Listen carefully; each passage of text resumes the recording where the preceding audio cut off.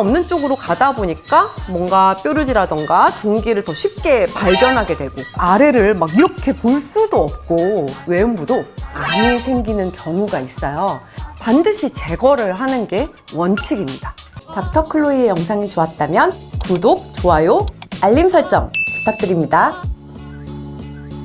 안녕하세요. 닥터 클로이 정선아 원장입니다. 네, 오늘은 사연을 부탁드리고 싶습니다. 사연을 좀 몇 가지 가져오셨더라고요. 첫 번째 사연은 이제 처음부터 되게 흥미진진한 얘기가 좀 나오는데 브라질리언 왁싱 이야기가 나오네요. 한번 제가 읽어보겠습니다. 브라질리언 왁싱을 끊을 수 없는 20대 중반의 여성입니다. 왁싱 덕분에 생리 기간의 찝찝함은 덜게 되었는데요.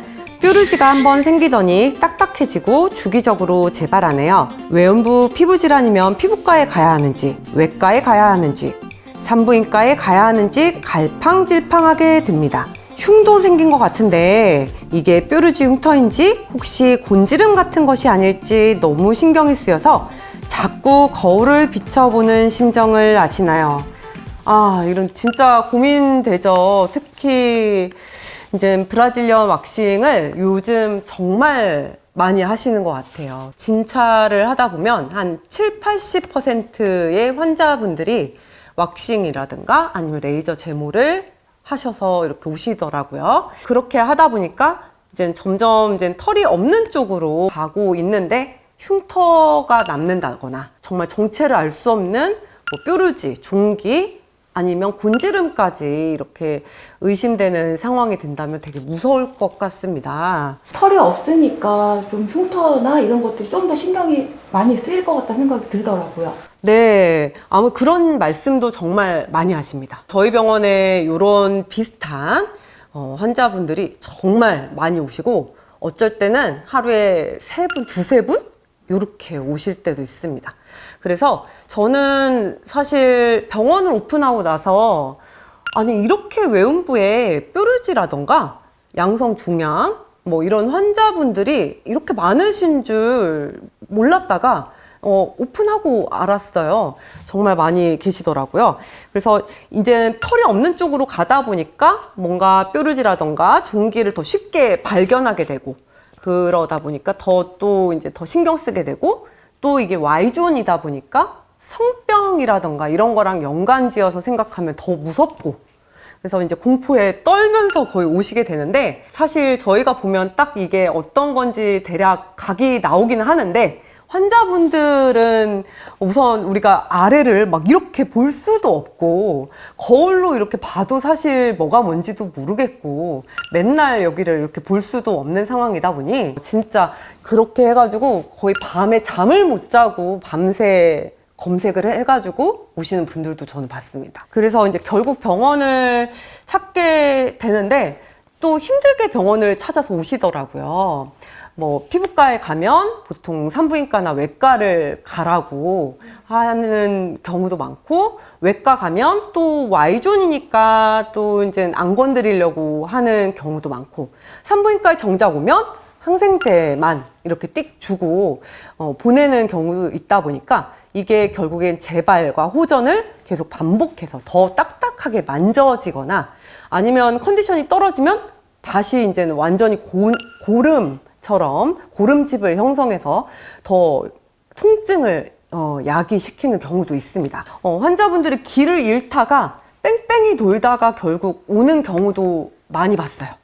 조금 안 된 분들이죠, 사실은.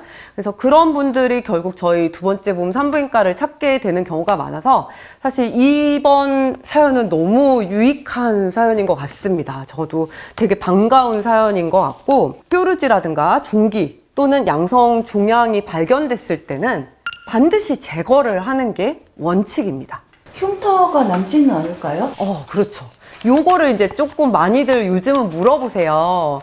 그래서 아무래도 이제 제가 칼로 째서 요거는 제거를 해야 됩니다 라고 하면 다들 아프지 않나요? 아니면 흉터 안 남나요? 이렇게 이제 물어보시는데 우선은 흉터를 최소화하기 위해서 저희가 최소 절개를 원칙으로 하고 있고 살이 접히는 그 라인을 따라서 칼을 이제 쓰기 때문에 거의 흉터가 남지 않습니다. 그 다음에 이제 마취는 어차피 이제 칼로 저희가 조금 열어야 될 수 있어서 마취는 해야 되죠. 마취를 하려면 아플 수 있기 때문에 우리가 Y존에다가 마취 주사를 맞는 거니까 결국엔 얼마나 아프겠어요.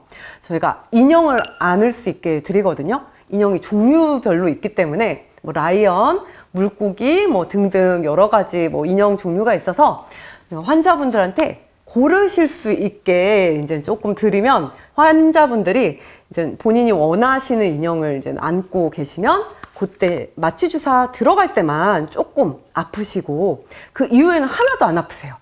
그래서 저희가 배농을 다 하고 이제 어떤 조직인지를 알기 위해서 조직 검사를 다 나갑니다.